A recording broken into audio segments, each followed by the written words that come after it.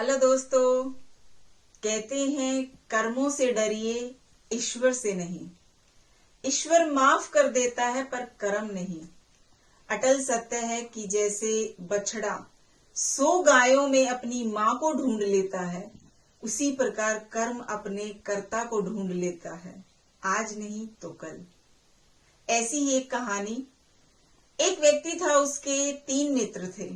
एक मित्र ऐसा था जो हमेशा साथ देता था, एक पल एक क्षण भी उसको अकेला नहीं छोड़ता था, कभी उससे अलग ही नहीं होता था। दूसरा मित्र ऐसा था जो सुबह शाम मिलता था। एक तीसरा मित्र ऐसा था जो बहुत दिनों में जब तब मिलता था।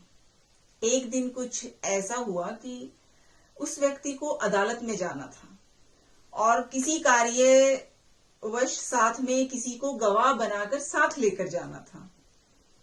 अब वह व्यक्ति अपने सबसे पहले उस मित्र के पास गया जो सदैव उसका साथ देता था और बोला, मित्र, क्या तुम मेरे साथ अदालत में गवाह बनकर चल सकते हो?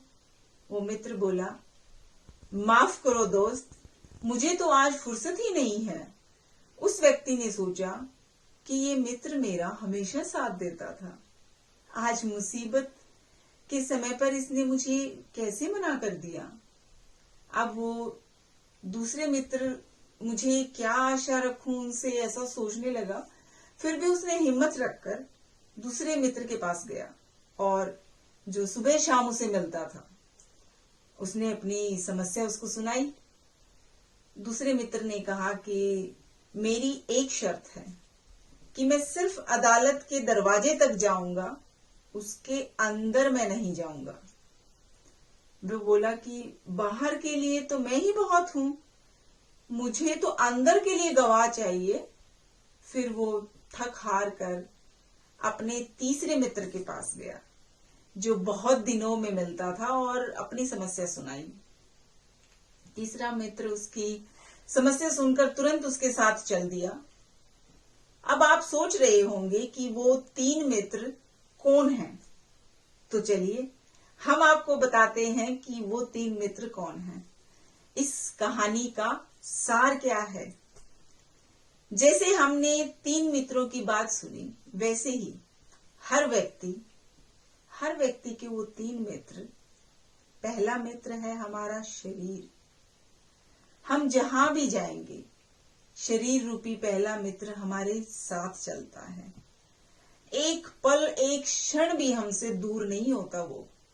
दूसरा मित्र है सगे संबंधी, जो इस शरीर के सगे संबंधी हैं, जैसे माता पिता, भाई बहन, मामा चाचा इत्यादि, जिनके साथ रहते हैं हम और जो सुबह दोपहर शाम हमें मिलते हैं। और तीसरा मित्र है हमारे कर्म, जो सदा ही हमारे साथ चलते हैं। आप अब सोचिए कि आत्मा जब शरीर छोड़कर धर्मराज की अदालत में जाती है, उस समय शरीर रूपी पहला मित्र एक कदम भी आगे चलकर साथ नहीं देता, जैसे कि उस पहले मित्र ने साथ नहीं दिया।